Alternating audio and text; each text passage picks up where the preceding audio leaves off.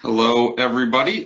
This is Ian Kimbrell. I am the sales director at Boundary Systems. And before we get started, I'm just going to check in with Jane to make sure, Jane, you can hear me and my screen looks okay. I can hear you, but you're not sharing your screen, or at least I can't see it. There you go. All right. That's why I ask. Okay. So I see some folks are still shuffling in, but we are going to go ahead and get started. I'd like to start by welcoming everyone to our Wednesday webinar. On Wednesdays, we at Boundary Systems cover the latest technology for product development and manufacturing. For those who join us on a regular basis, welcome back. For those of you who may be new to Boundary Systems, thank you for joining us. We appreciate it. And please keep an eye out for future webinar invitations. This week, we are going to cover CAD data security. Specifically, we're going to be introducing technology from Vera. Vera is a partner of ours who has a unique and very effective method of securing CAD data, as well as other types of intellectual property. As I see on the participation list, those of you who've joined us, we work with many of your companies on supporting either your CAD system or your data management system or both. And in recent years, we've been hearing from our customers that security of data is a major concern. This has become especially important as more manufacturing or product development or both includes divisions or partners overseas. And this is a justified concern. As you can see from these numbers, the problem of IP theft, they're pretty staggering. US companies are being impacted in the hundreds of billions of dollars every year. In the electromechanical product design arena that we play in, design data can be stolen and then be used to manufacture products by individuals and groups that have no right to that design data. And in many cases, the products are even being manufactured at a lower quality.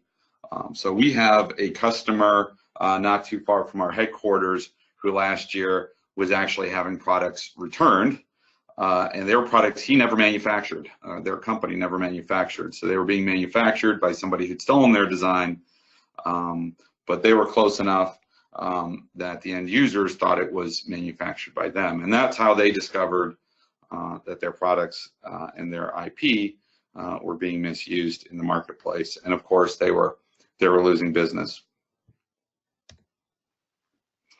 So CAD data, which we're going to talk about today, is uniquely sensitive data. For those of you who have come to our classes and worked with us on various projects, you know that modern CAD systems can capture more information about the product than ever before. Not only does the CAD data represent the geometry of the product, but can also include material and manufacturing data. It can even include things like assembly instructions. And while the benefits of these sort of hyper intelligent models are that they can allow you to develop the products, evolve the products, manufacture the products faster and at less cost, it also means those CAD models are equally valuable to criminals, to people who, as I said, have no right to your intellectual property, but look to use it anyway. This is especially true in a world in which technology like 3D printers, coordinate measuring machine equipment, advanced CAM systems, and the like make it even easier to use CAD data to reproduce designs or reproduce manufacturing processes. So with that, we introduced Vera technology, and I'm going to have Bert from the Vera team will do more of a deep dive into it here in a couple minutes. But at a high level, Vera has a very elegant approach to securing CAD and other intellectual property data. So in a nutshell, it applies security technology, their security technology, to every individual file. And for anyone, once you start to use this technology, and for anyone to access that data, they must receive permission from the authors of that data every time they try to open it or use it. and they do this in a way that is not interruptive to everyday users of the data. So the benefits of their approach, and to you and your team members and your partners, is that you can stop worrying about taking sort of time-consuming efforts to secure data and just focus on design and manufacturing and getting to market faster. And that's and the approach and the impact on businesses is what excites us here at Boundary Systems. So the Vera solution we're going to talk to you about today is a proven technology. It's one of the reasons we've partnered with Vera. A very recent example is one of the largest users of Vera is GE. And the GE story is especially interesting because they had a global alternative approach to securing all their IP. And once they were introduced to Vera, they revamped their entire approach and made Vera their standard. And just so it's said, you don't have to have 300,000 employees to use Vera. We at Boundary Systems, we primarily work with small and medium-sized companies, and it's just as useful.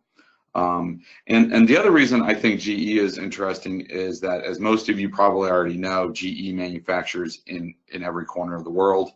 And some of you may even be suppliers to GE, so you're familiar with their story. So with that, I'm going to pass controls over to Bert. He will walk you through the technology, show you a live demonstration of how it works for daily tasks that many of you are performing every day. There should be an option for you to submit questions. You can do that during the presentation, and then we'll address as many of those questions as we can at the end of the presentation.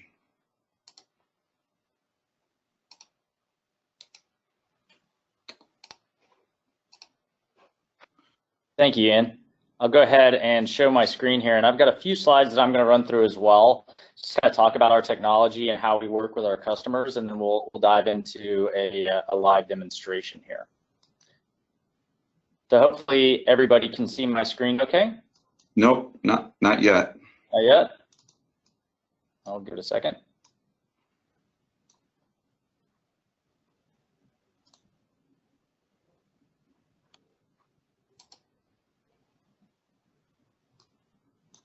What about now, Ian?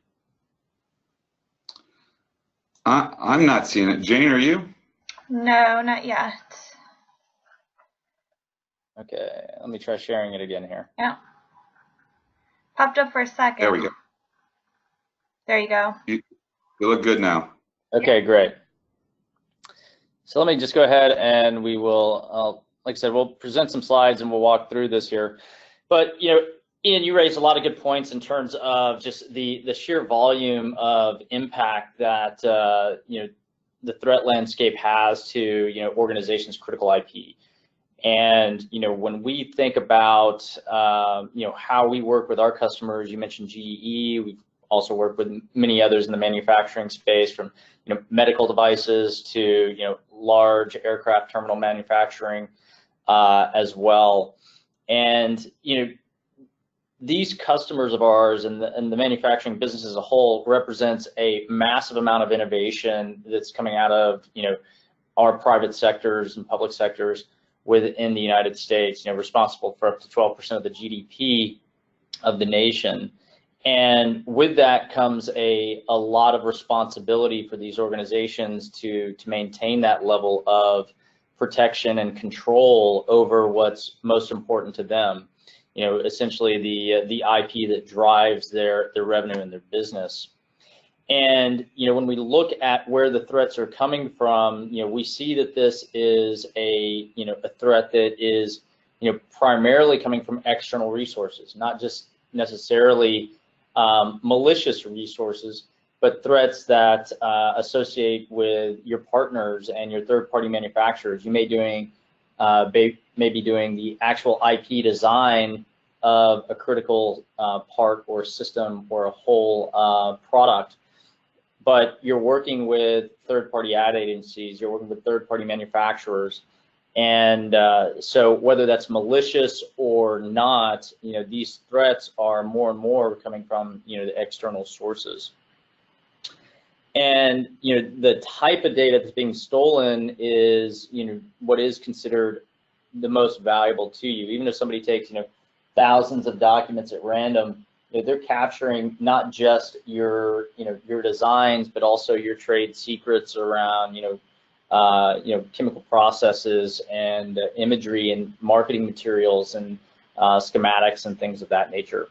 So it's really important that, when we're working with our customers, for us, it's understanding how they work with data, what's important to them, and then how can we, inject a level of protection and security around the data and the files themselves, so that it is, one, usable and not necessarily intrusive, but also gives you a high degree of protection when you're working internally and externally of your business. So, as we kind of see this in terms of manufacturing, and in particular protecting, critical IP, there are some inherent challenges with the general supply chain that makes this process very complicated for most companies. And one, you are, as we mentioned, the teams have gotten more and more complex. So as we think about, manufacturing, 25 years ago, 30 years ago, this typically happened all within, one building or one premise, or, at least one network of individuals, right? These primarily people that are internal to you, and, you were dealing with trusted parties on a pretty regular basis. But the landscape has changed in such a way that there are now, many third-party manufacturers. You may be doing all the design, sending critical, documents and IP to, places all over the world, Malaysia, China, etc. And those relationships are dynamic and they change on a regular basis. And so as you're sending that information in a digital format, you lose that visibility over who has access to your data. What are they doing with that data? And where are they accessing it? In particular. So, those are things that are, new challenges to the business that have traditionally been very difficult to work with. And then on top of that, you run into the regular type of threat vectors, right? You have competition for talent. So whether that's your own internal employees being recruited by your competitors, or just, moving from one organization to the other and taking critical IP with them, sometimes not even in a malicious manner. Hey, I developed some pretty cool parts here, and I want to make sure that I have these kind of standardized parts that I've developed for future projects and things of that nature. That may be considered IP theft, but they're not doing it with any real malicious intent. It's just this kind of active employee migration that really can have an impact there.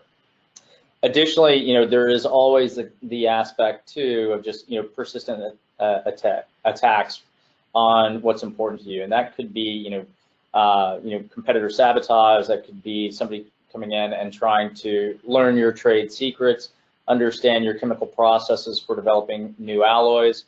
A vast array of threat vectors from specific malicious third parties that are trying to get competitive advantage, or even just outright steal your IP to duplicate that and sell it on the black market as a bootleg part for cheap. This certainly has impact to your ability to recoup revenue for your important product lines, but it's also about brand equity and awareness. A lot of times what we've seen with customers is when this type of event happens, a lot of times those third-party knockoff parts don't have the same quality, and they're being sold under your particular brand or something along those lines, which cause a great deal of grief, as Ian mentioned as well. So I think that these are critical areas where we see our customers having challenge around a basic concept of control over their data. And the traditional approaches that are being used for managing and really trying to isolate that IP and what's, you know, your crown jewels within your environment just don't meet today's needs. And so when we think about, you know, the different areas where you know, typical IT security teams are working with, you know, the lines of business to help protect that data, you know, first and foremost, we see classification. So just the aspect of trying to tag a particular document with metadata so that you can understand what's confidential and what's not. You know, while this is certainly helpful in understanding your data and where it lives inside of your environment, it's not doing anything to protect it or enforce control. And so that's a massive gap with just classification, as it essentially putting a beacon on what's most important in your organization without doing any level of protection. DLP, or data loss prevention technologies, are also, you know, about keeping data in. So as you're sending information via email, or, you know, uploading to a cloud storage, or, you know, trying to communicate with a third-party vendor or manufacturer with important information, this is scanning that data and trying to understand if this is something that should be leaving the organization. And, you know, again, a challenge, mainly because, one, there's so many false positives with data loss prevention, you know, especially when we get into things like CAD drawings and understanding how that can be impactful and what's important and what's not. But also, it's very limiting in terms of how your employees can actually work efficiently and productively on what they care about most. So that brings us to the last order of defense in terms of the perimeter, and that's, you know, cloud access security brokers, or CASBs. And this is really, you know, taking that concept of data loss prevention technology into the cloud. And so if you're leveraging cloud resources, whether it's a Box, Dropbox, SharePoints, and OneDrives, et cetera, making those available externally to your vendors and manufacturers to share data, you know, essentially it's once that data has left that particular trusted resource, you lose all visibility and protection. So while, you know, these all have a place within the security of your business and the protection of your most, you know, sensitive crown jewel data, they fail to work in a modern day environment where you realize that you are having to share that content and you know, externally at your business, but you want to maintain the same level of control as if it was within your borders. So how Vera comes into play is really around taking that concept of the perimeter and collapsing it down to just about any kind of data there is. So first and foremost, we will encrypt and wrap that data so that it is in a obfuscated format and unreadable to the end user. So we are encrypting data at rest. The second thing we do is enforce access controls, and we do this in a dynamic nature, giving you real-time control over how you're, who's accessing your data and what they can do with that data. And that's really what brings us to our third line of protection, which is what we call dynamic data protection. And this is data in use protection. So inside of the actual applications that your customers or your employees will be working with, you know, being able to dictate what they can and cannot do with the data. So in the event that we're talking about a CAD drawing, you know, whether it's a part or an assembly or something along those lines, you know, can somebody edit that drawing? Is there a dynamic watermark? How do we want to, you know, protect that from exfiltration by, you know, potentially blocking print and integrating with a PLM tool like a Windchill in order to allow a kind of seamless check-in and check-out process that's operating in a secure manner. And then being able to change those relationships based on the needs of your business at will. And so at Vera, we're really about multiple layers of protection, collapsing that concept of perimeter protection onto a piece of content, a file, a drawing, etc. Even your third-party marketing tools, images, videos, so that you have, you know, full control over what's happening with the data. And this gives you a wide range of protection because we're not storing your data in a third-party system. You're allowed to leverage, you know, and secure any kind of data and share it how you need to, whether that's through a PLM like a Windchill whether it's an external third-party system like a Box or Dropbox, or email, or even just standard methods of network file shares, etc. But while you can do that, you have that level of flexibility. You don't lose insight into what's happening with that particular type of file, whether you're tracking and auditing, where it's being accessed, who's accessing that data, and then obviously, having granular levels of control to actually revoke data based on, certain criteria that the users may be using. So coming in and making sure that you're pre-authenticated. So this is a really important way that we allow a great amount of flexibility while not seriously impacting the end user workflow in terms of how they are leveraging their applications to access secure content. So when we get down into how does Vera work with PTC and Creo, we can provide our third layer of protection, all three layers of that dynamic data protection, as we call it, for your CAD files, your drawings, your part files, assemblies, and we can help prevent data loss by ensuring that as you check information out of a tool like a Windchill, we're able to apply our protections at the point of checkout. So as that's leaving a trusted system like Windchill, coming down to a local system, we're actually wrapping that content and encrypting it at rest and ensuring that we can apply the proper levels of protection to that particular document. And we can do that in real time without your users having to really change their behavior.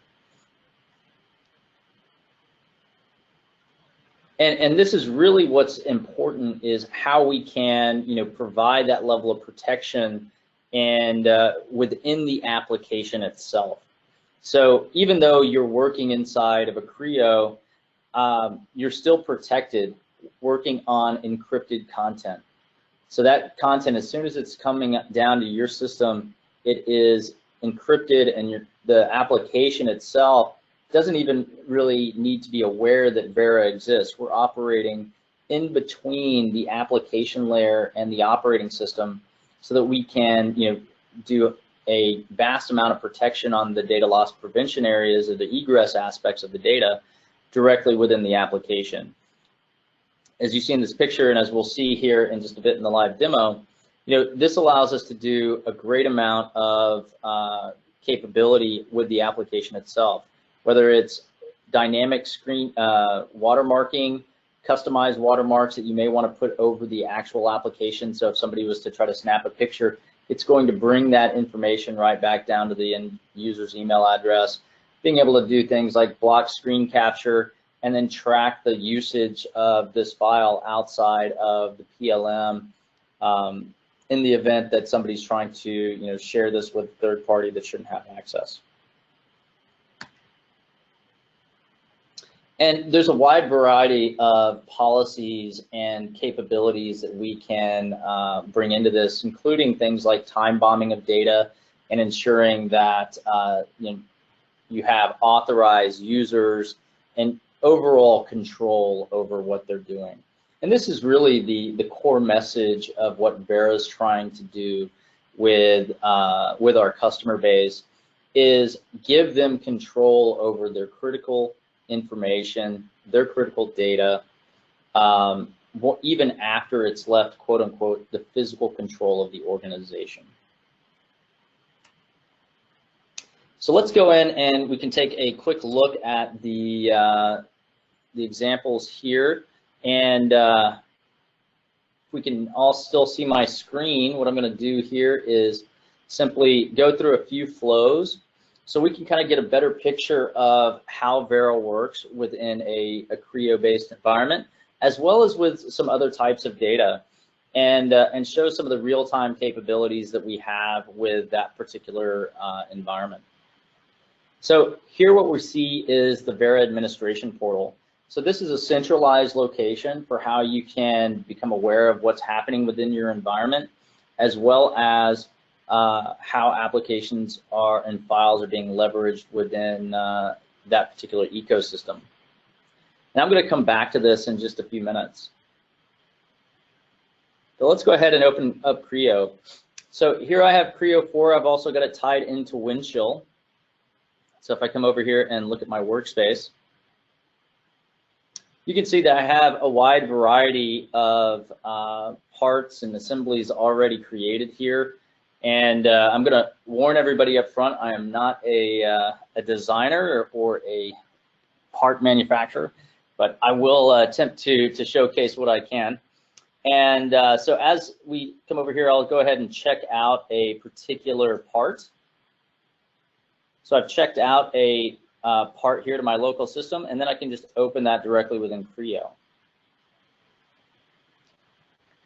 Now, a couple of things you'll notice right off the bat is that we have a dynamic watermark over the entire window. So this is something that's particular to me. Now, we also have our Vera policy bar here that's acting as an overlay to the actual Creo application. And this policy bar dictates to me what I can and cannot do with this particular file as part of, or this particular drawing as part of my overall experience. And this happened as a result of just checking out the file. I'm able to do this. We are running an agent on the desktop here. You can see that I'm logged in to a particular tenant, as we call it, within Vera. And so based on the fact that I'm a user of this organization, when I go into Windchill and check this out, I have associated permissions to this file. Now, as I'm working within the environment, I can still do all the things that I would normally need to do. If I need to come over and maybe make some change to the parts, I can do that. Let me go ahead and just click on that and I'll hit extrude. We'll make some quick changes here. Add some holes to our part. And then as I come over and make some changes, we can see that I'm working inside securely. Now, this file, as it's at rest on my particular desktop, is in an encrypted format.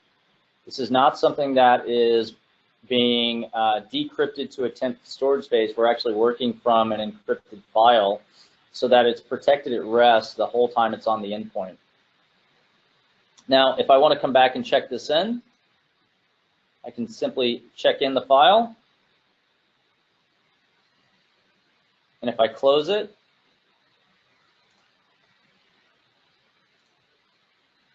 come back to my workspace here, you can see that we have that file appropriately checked in.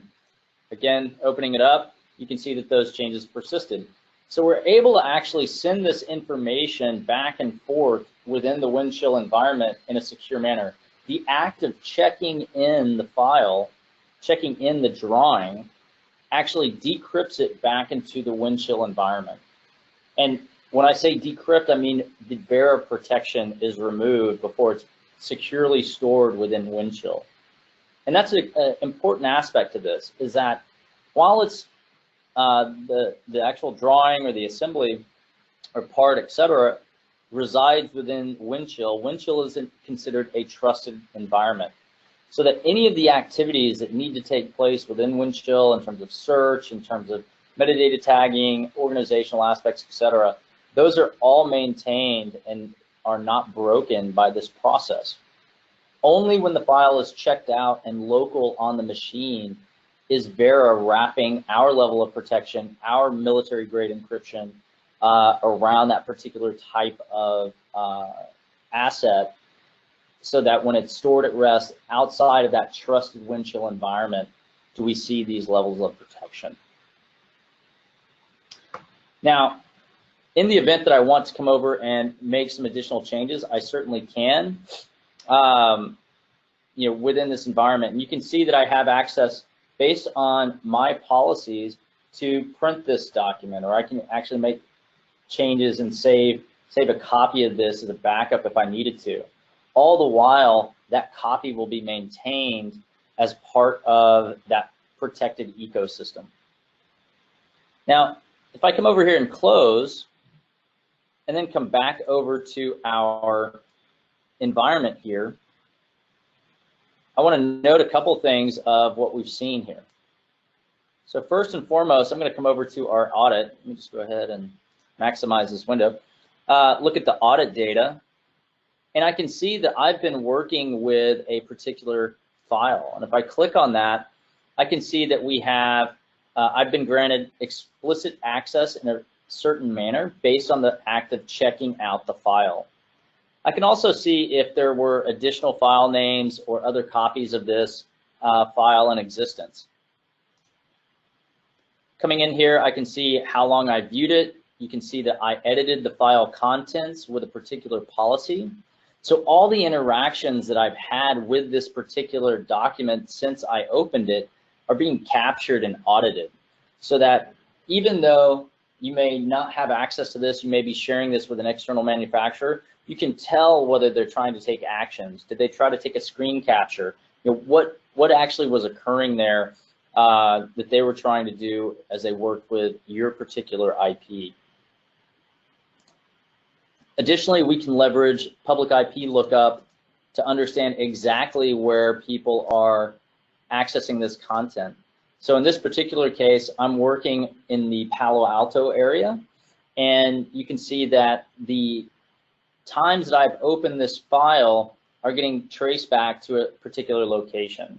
This is all going to be based on where we're resolving the public IP, and as a result of that, you know, may not be an exact location, but will give you a good approximation of where your content is being accessed. And all of this information that we're capturing can be pushed into third-party SIEM solutions, as well as BI tools like Splunk, etc., so that you can use our data along with additional threat detection metrics to hone in on particular areas of interest or threat within your business. Now, just as we are looking at this, I want to go ahead and come into our policies. So we mentioned that I was granted access to that collaborate policy. As an organization, you can create your own custom policies that are associated with this. You can see that we have editing enabled, and I have saving enabled, as well as printing. Well, I can make these changes in real time and save these settings. Also things like screen capture, copy paste, offline access, and even watermarking. We can make this a more intrusive watermark if that's what's required. We can also come over and change the watermark text if we so desire.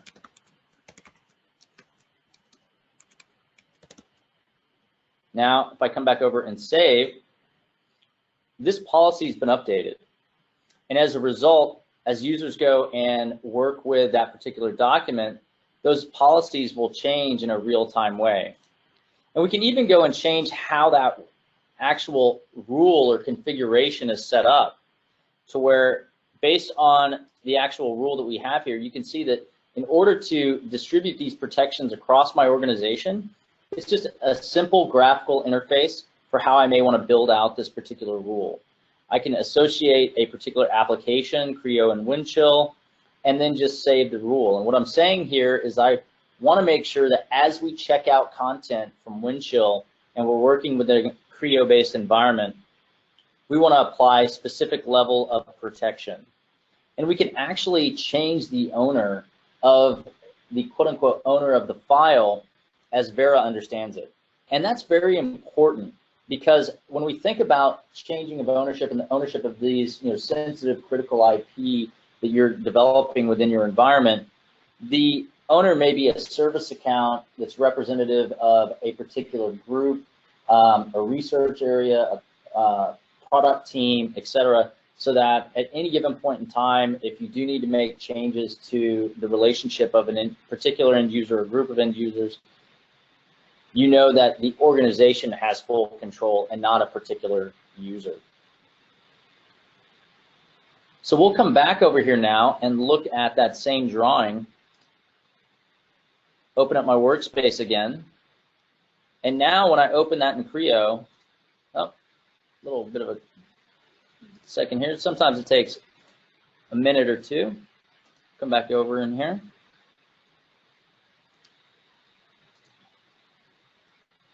There we go. So now you can see that we have changed the relationship of how this drawing is being checked out at the time of access.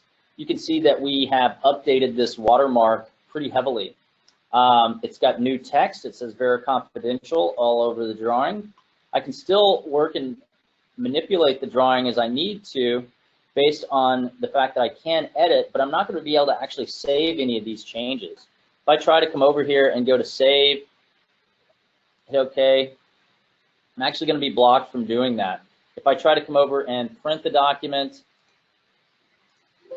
Vera is going to jump in and block me from printing this document as well. So I can't egress that data. If I wanted to block screen capture or screen sharing, I could also do that as well, so that even if we're on a GoToMeeting like this, you can't see the content within the Creo application.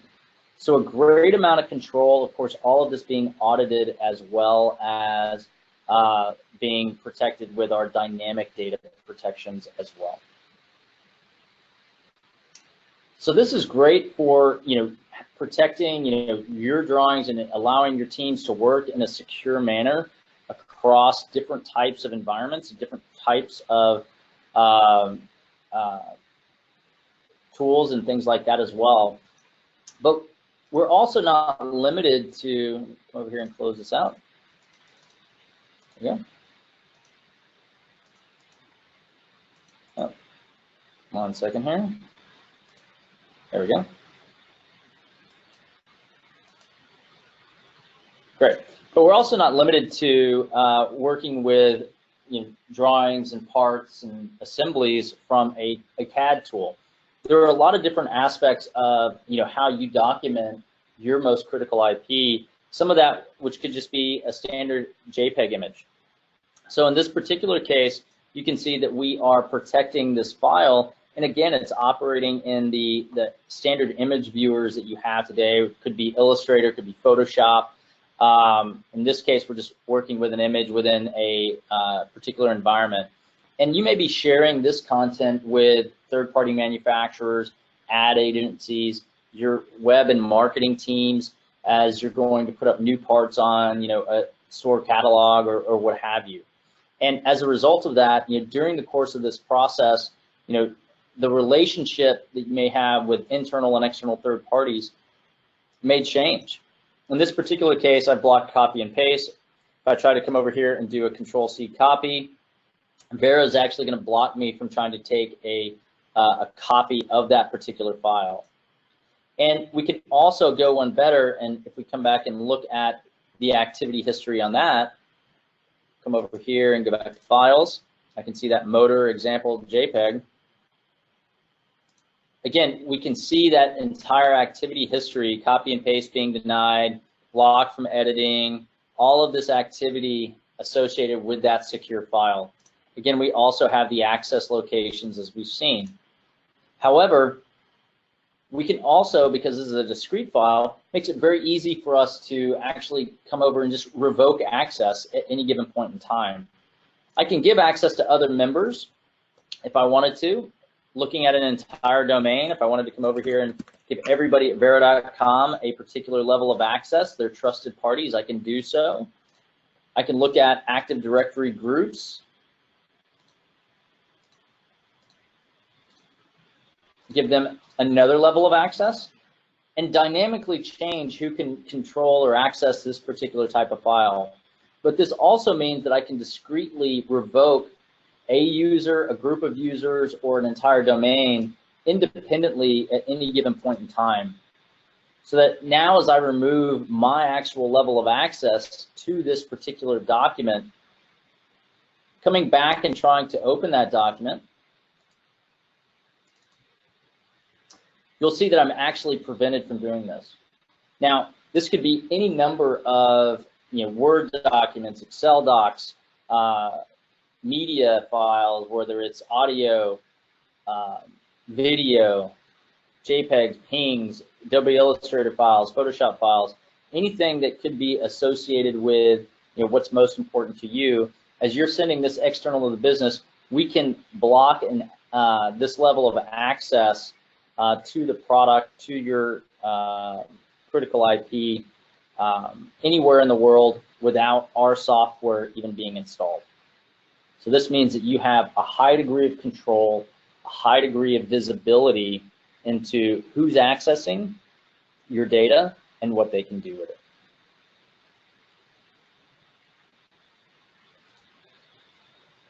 So I think at this time, Ian, I'm going to turn it over for questions so that we can get some additional feedback from the folks on the call and to see if we can address any questions that they may have on how Vera, working in conjunction with Creo and other types of sensitive information, can have impact to the business.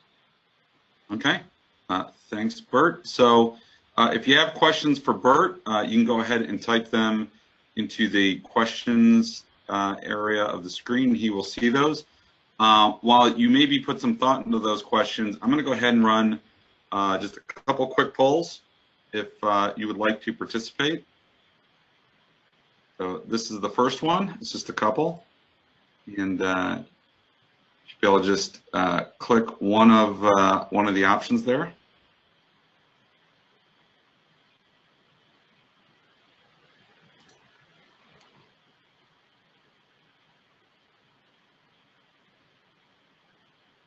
Okay. Thanks for participating in that one. And then, oh, people are still clicking in. And then I'm going to launch the second one here.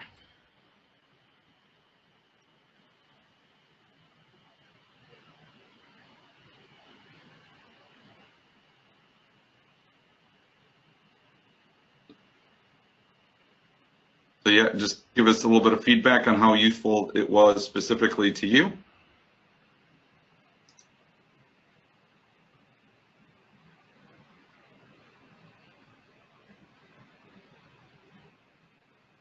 All right, I see everybody clicking through. Thank you very much.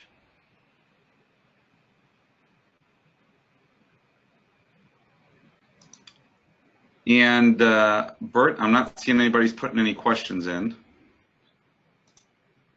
which is fine. And if anybody does have any questions, you know, feel free, just as we do with any webinar or any topic, feel free to email us or give us a call. Ian, it does look like we have somebody raising their hand here. If you want to unmute them.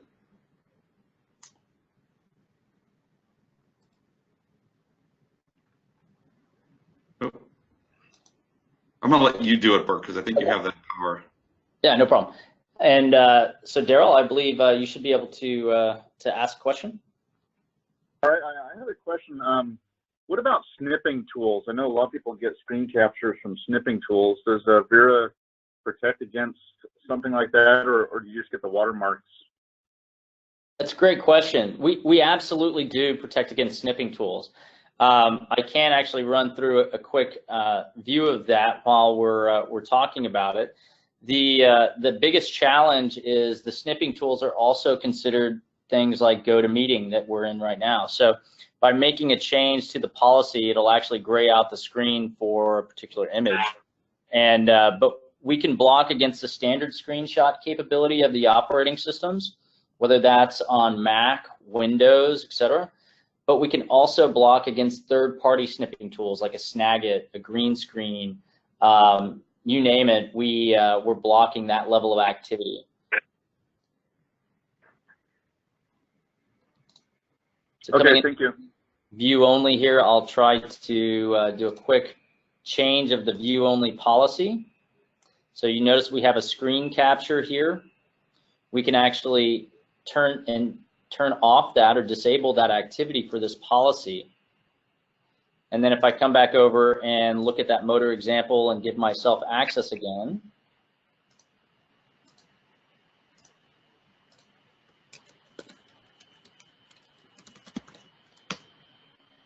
and I will give myself the view only policy.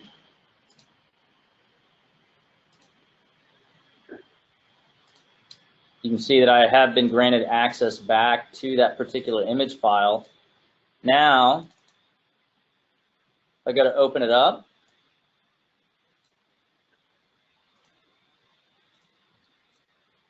I believe you should be seeing a gray box right now. I see the motor picture. Oh, you do see the motor? Okay, let me give it a second here to take effect. Again, it can take a second for make sure I save that policy correctly.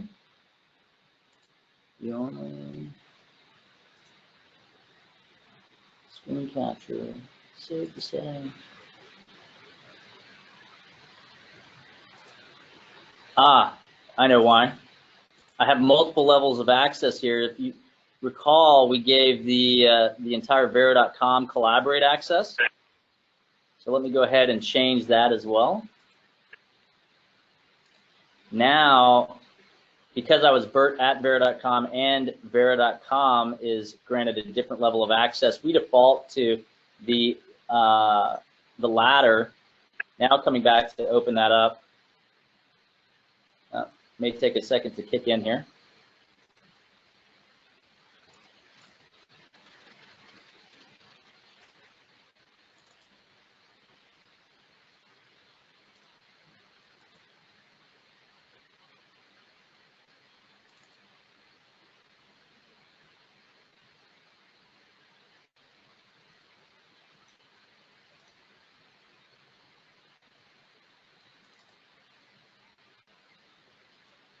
Yeah, it may take just a couple minutes for that policy to kick down to my particular server, but it's near real time in terms of how we can work that out. Okay. We'll come back and check that in a second. Any other questions from the team here on the phone?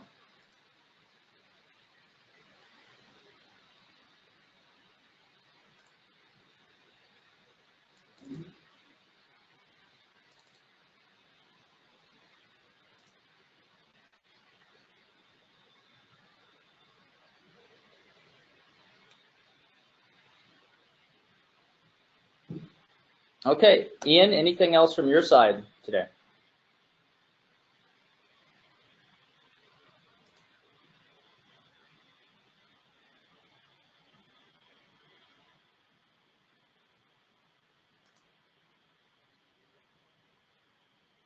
Ian, are you still there?